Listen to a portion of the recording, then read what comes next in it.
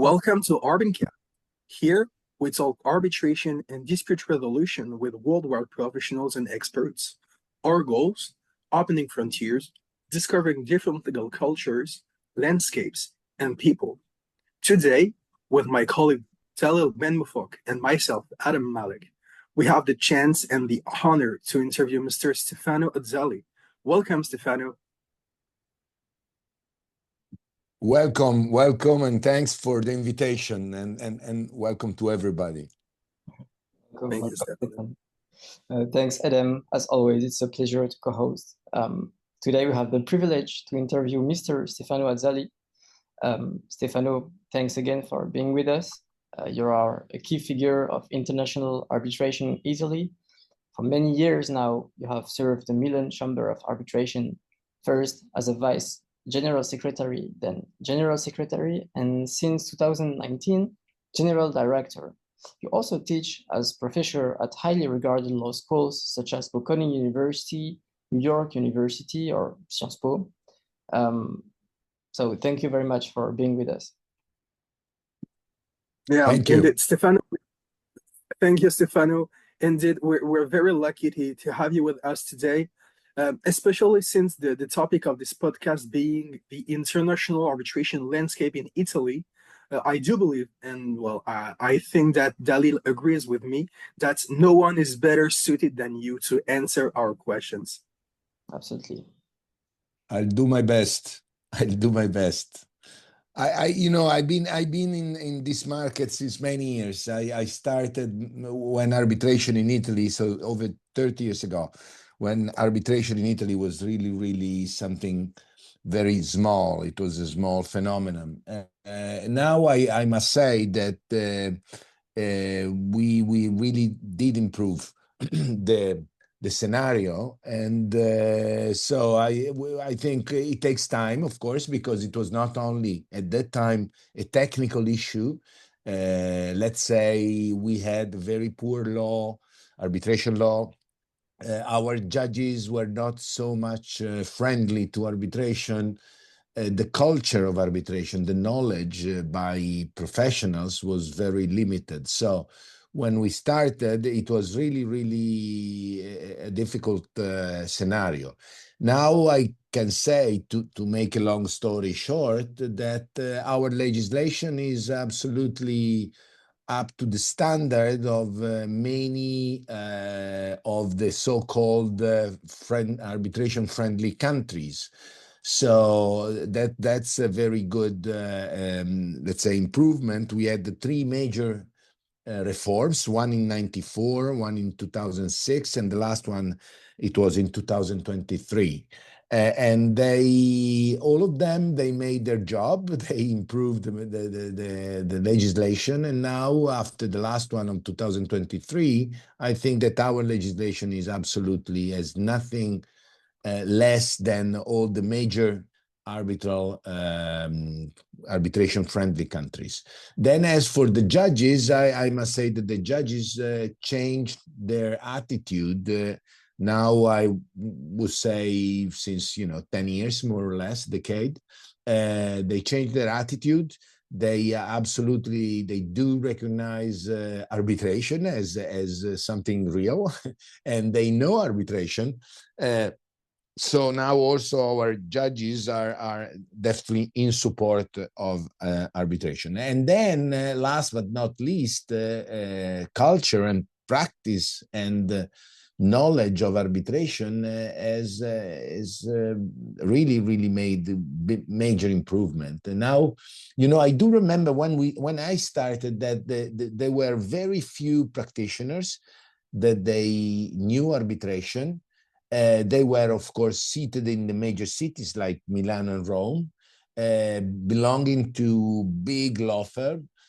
Now you see, and they were really good, absolutely. And now you see practitioners coming from different realities, different areas of our country, that they are not as big as the major cities.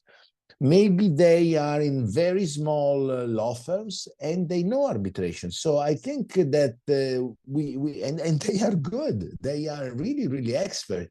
So I think that they made we made major changes and made major improvements. So I must say, as for our law, I can say that is absolutely, let's say, UNCITRAL model law compliant, in the sense that all the major feature of the UNCITRAL model law are reflected in our legislation. Then, and I tell you, I don't know why, but when you list the UNCITRAL model law countries, you don't see Italy. But I think because we are actually more detailed in our legislation, more sophisticated, if I may say, than a model law. But all the principles recognized by the model law, you will find them in our legislation that, by the way, is not a specific, we are not based on case law, but we are based on a code of civil procedure. So it's in our law, specific arbitration law provisions. So this is, again, to make a long story short, but this is my opinion. Thank you, Stefano. That's very interesting. And since you just discussed the legal framework of arbitration in Italy, what are the key features of the Italian legal framework and market of arbitration in Italy? Is there any difference between domestic and international arbitration? No.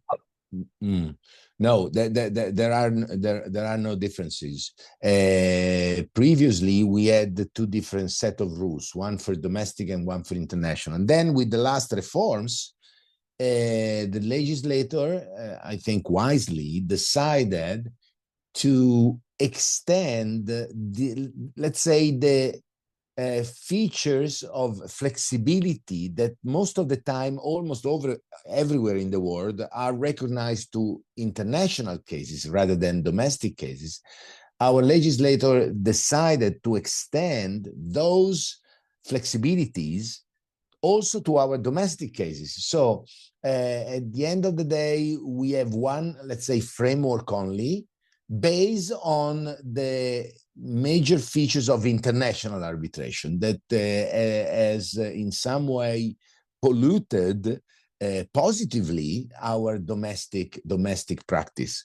So this is then, as for the key features of our law, I tell you, I don't think that our law has something revolutionary compared to other legislation. I mean, I would say, obviously, our legislation does highly recognize party autonomy. So this is, the starting point. So we have a strong recognition of party autonomy. Then we have, of course, a recognition of the arbitral agreement, of course, consequently, and of the arbitral award. Very, very few challenges, and our Court of Appeals that they are in charge with deciding the challenge of an arbitral award in Italy, they seem to be very, friendly in support. They don't buy any challenge. They buy the challenges that they are grounded, of course, and thank God. But it seems that our awards are really stable now, and they are really final. So this is again, I think, one key feature. Then the powers of the arbitrators, their duties. They have duties to disclose.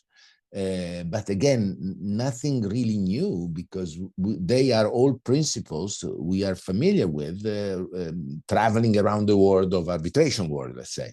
So party autonomy, powers of the arbitrators, also to issue interim measures. That was something that we missed for many years. Now we don't miss it more. So our arbitrators have the power to issue interim measures, duties to disclose, and to be, of course, neutral and independent. And then recognition of the arbitration agreement and of the arbitral awards. I mean, I know I didn't say anything new, but that what our law is today, finally, because it took, some time.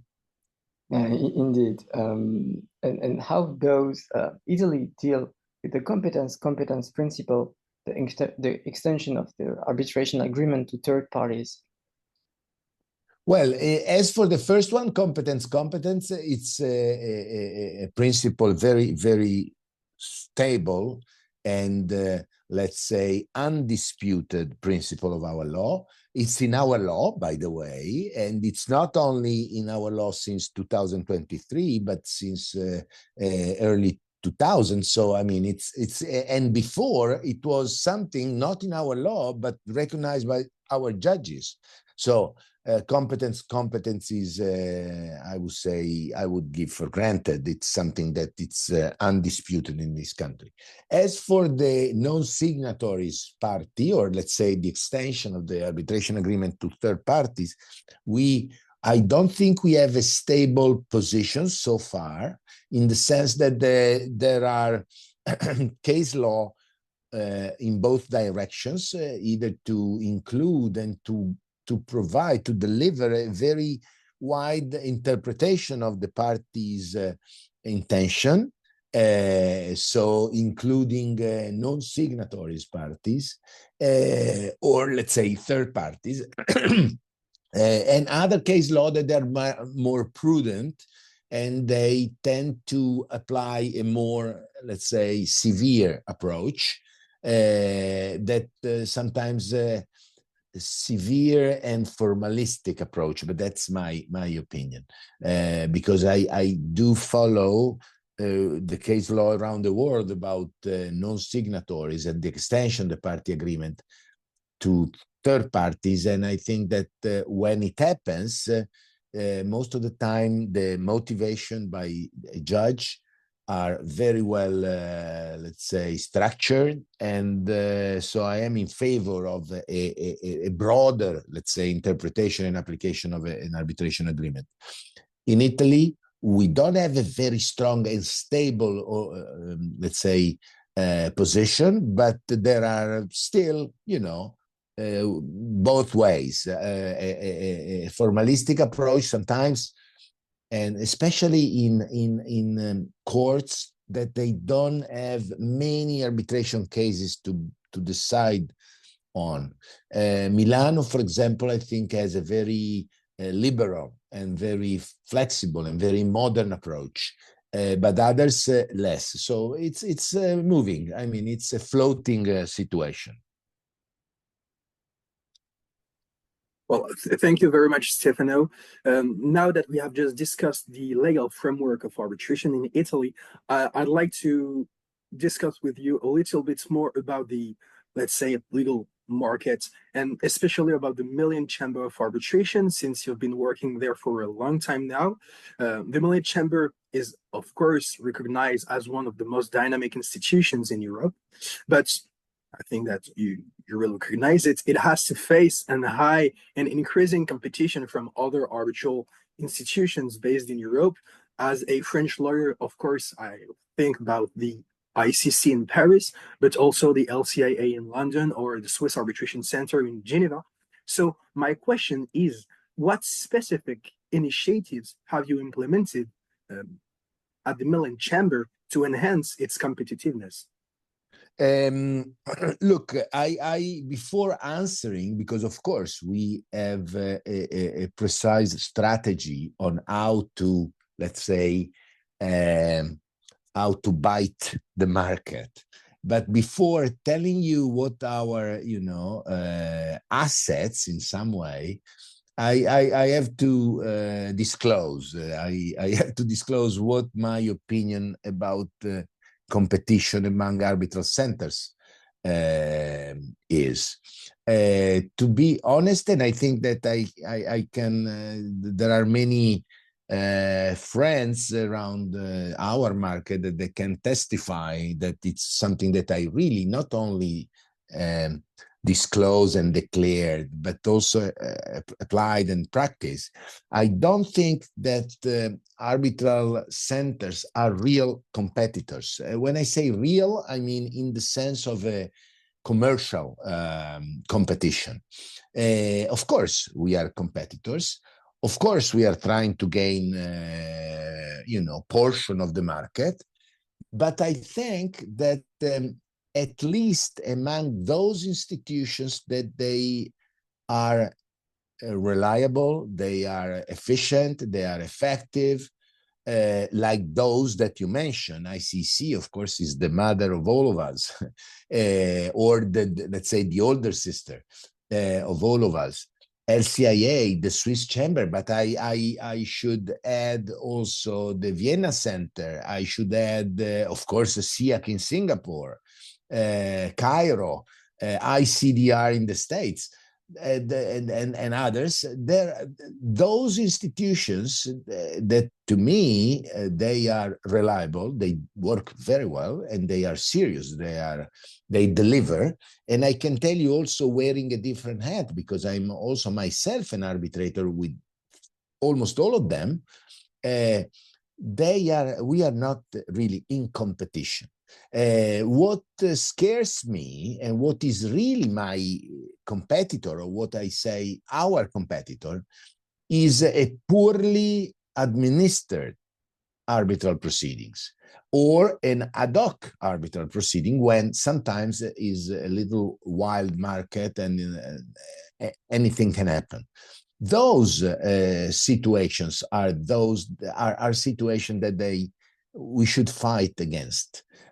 Fight in the sense cultural fight, because if an arbitration goes to the ICC, to Geneva, or to Milan, or to London, well, forget Milano, let's say, ICC, Swiss Chamber, or LCIA, of course, I'm sorry, because I missed one case, but I'm very relaxed, because I know that users will find a good answer by those institutions. Their experience will be, no matter whether they will win or lose, that's not the issue. They will have a good service.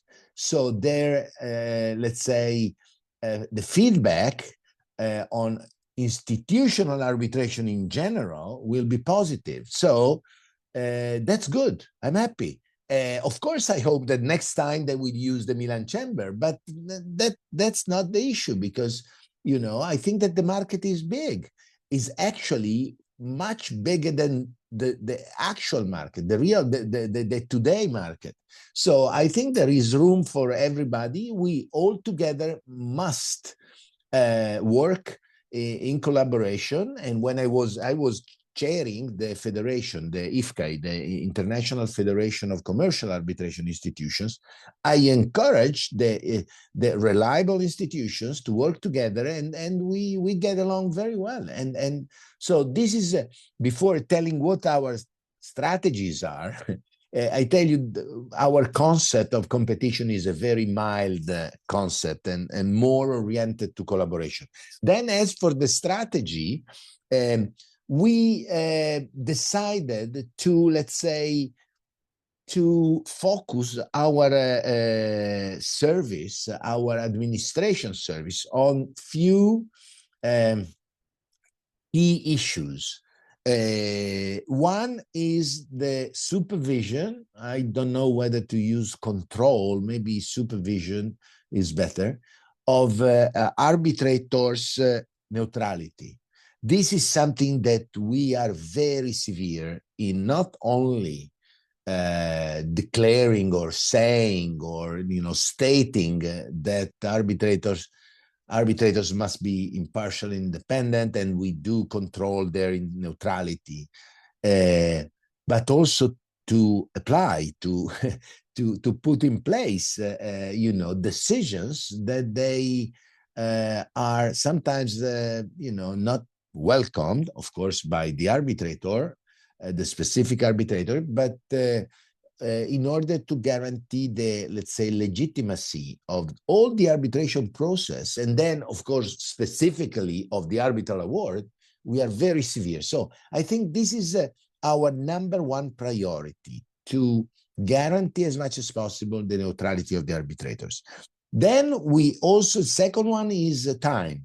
We are much on the case, and I will tell you something that might surprise you. We in all our hearings, those that they take place in Milano, and that's the vast majority, or also when, of course, when they are in remote mode, one of our case manager does attend the hearing, supporting the arbitral tribunal and the parties, of course.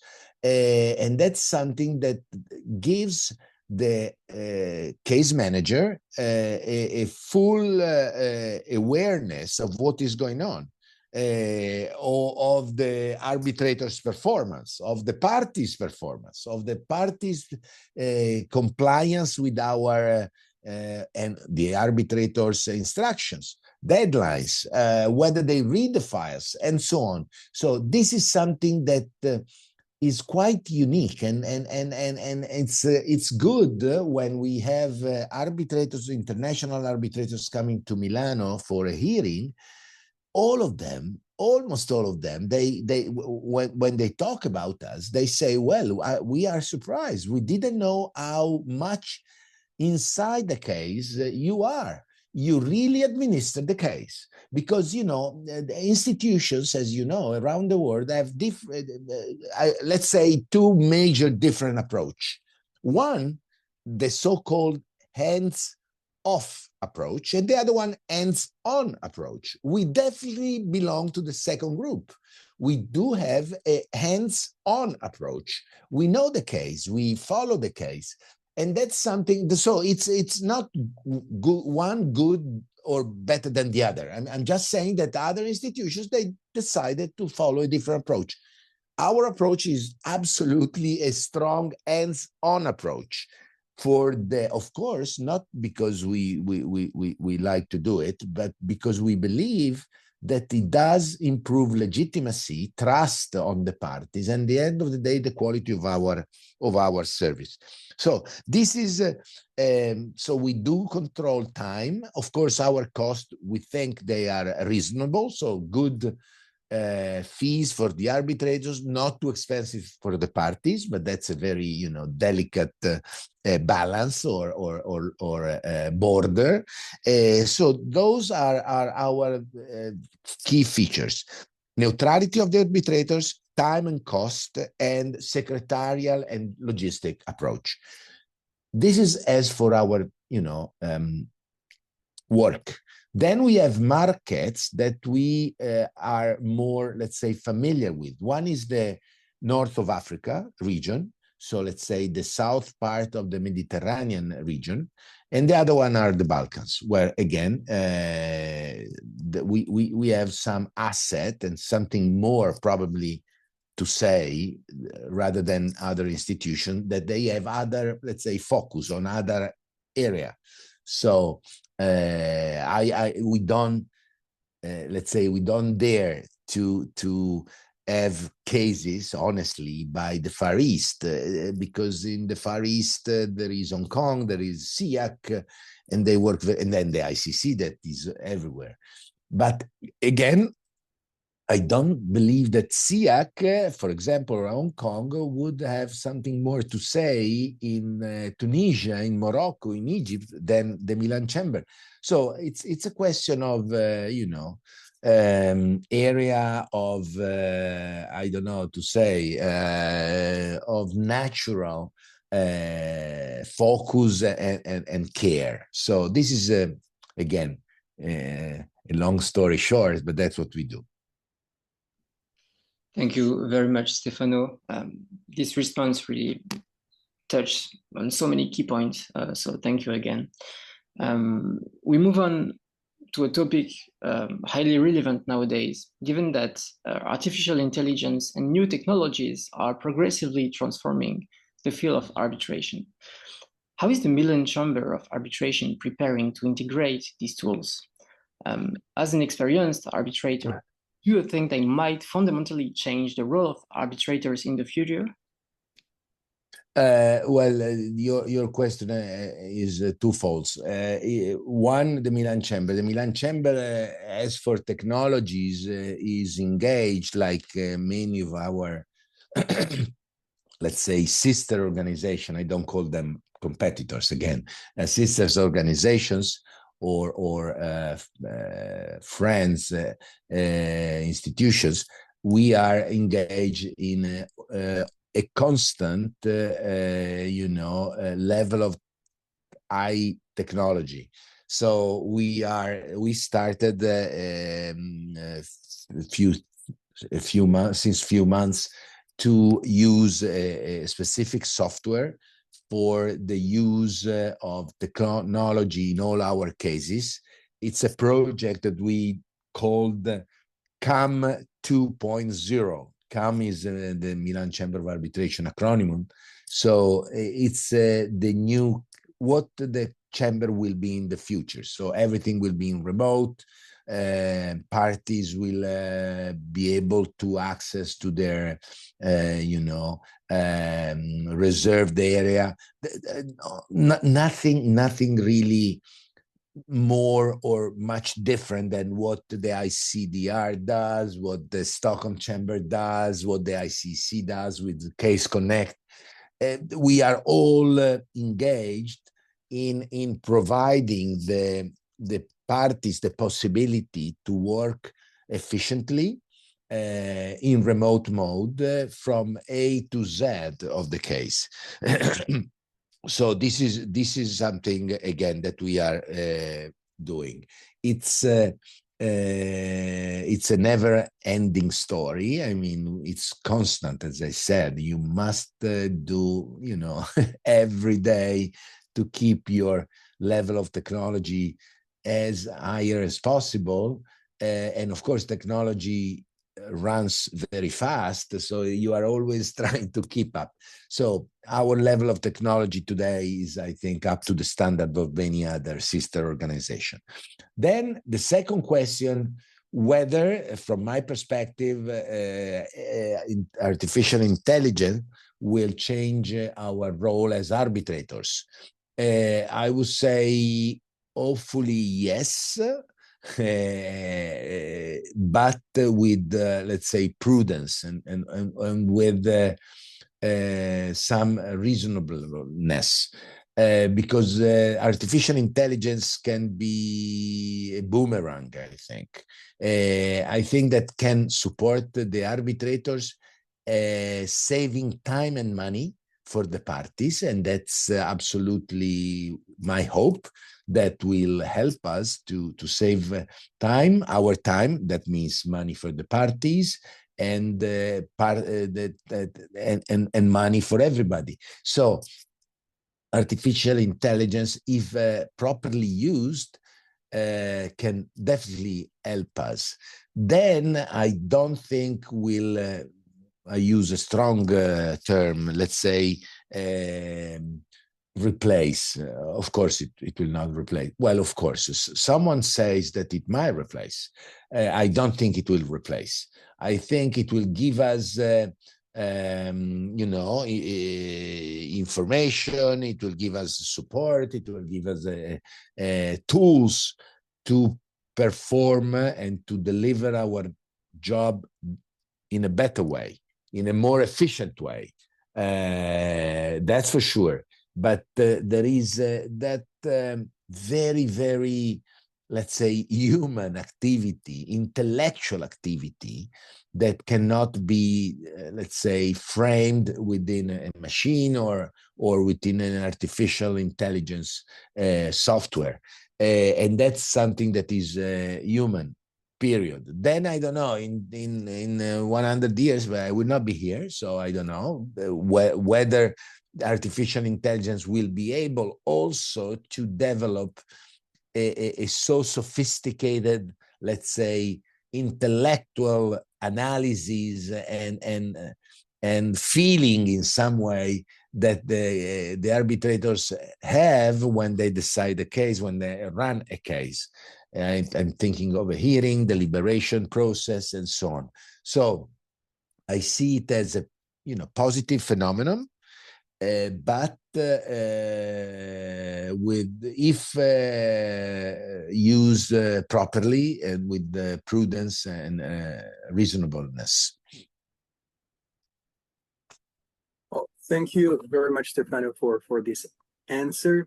Unfortunately, it will be our last question now, but we will still keep an eye on the future because it will discuss next generation of arbitration practitioner. And I know that you will be of good advice because I've had the chance to have you as a mentor as part of the Young ICCA mentoring program.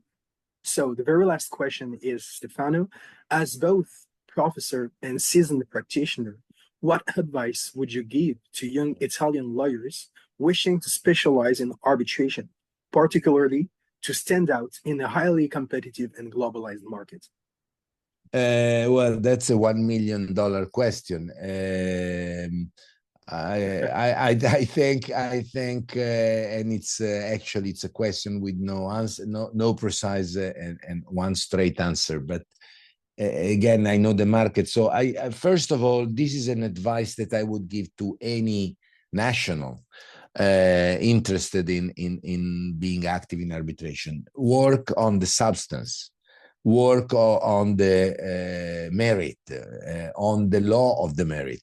So before being an arbitrator, a good arbitrator, you must know the law. That sounds obvious, but I don't think that is always so. You can be a fantastic expert on arbitration, but then you have to decide the case. So you have to apply the law. And when I say the law, I'm not thinking of the procedural law. I'm thinking of substantive law, the law applicable to the merit. So whether it will be Italian law, whether it will be UK law or French law, or let's say sectors, legislation or practice like construction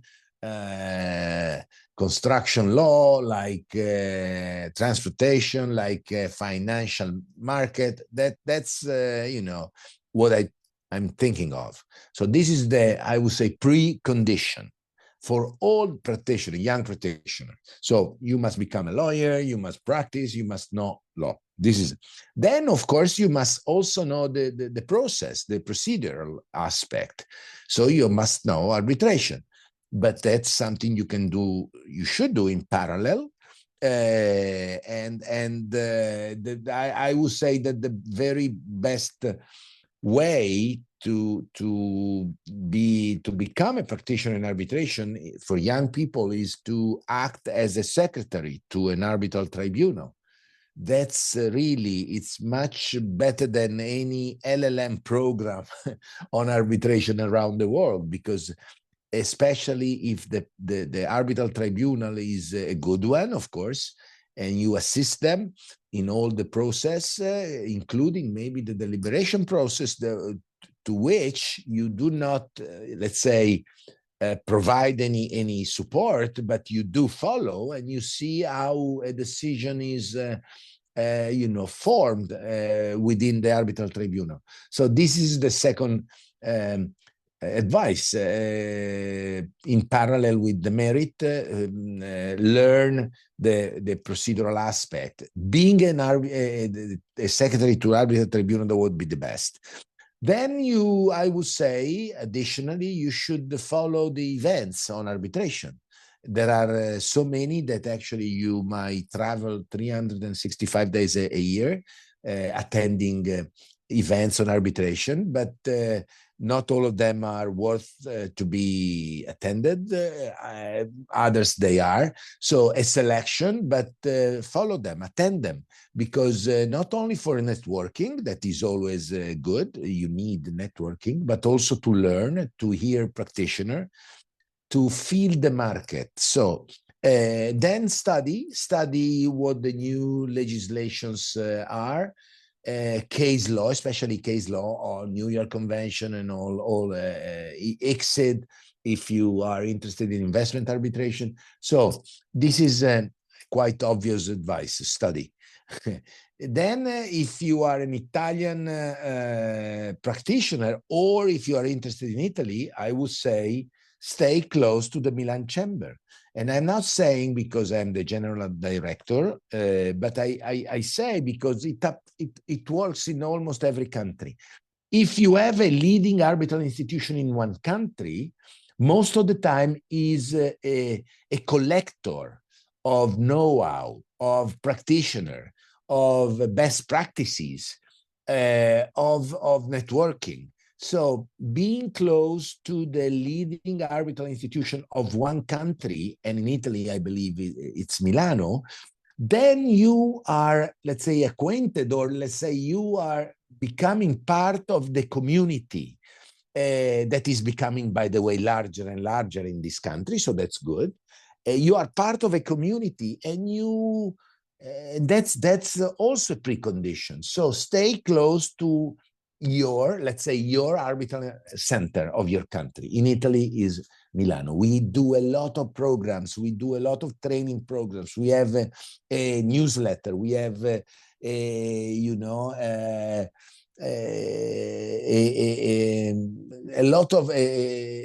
lot of initiative also for young people. We have two major events. One is the annual conference at the end of November, last Thursday of November. And then the other one is the Italian Arbitration Day that this year will be in Milano. Last year was in Rome. This year will be in Milano. It will be June the 10th. So those events, they really do collect all the Italian arbitration community. All those that they do practice arbitration will be there. So that's for an Italian practitioner interested in arbitration, that's an event that must be attended. So this is my, I know, not magic advices, but that's what I would tell an Italian colleague interested in arbitration. Thank you very much, Stefano. This advice won't fall on deaf ears. We truly appreciate, at least I did, and I guess that Edem also, your thoughtful answers. This conversation has been both engaging and enlightening, and we hope our listeners found it as valuable as we did. So thank you very much, and stay tuned for our next set. Absolutely. Thank you to both of you, and of course to the listeners, to those that they had, they were so brave to listen to this 30 minutes conversation. Thank you very much, Stefano. Bye-bye.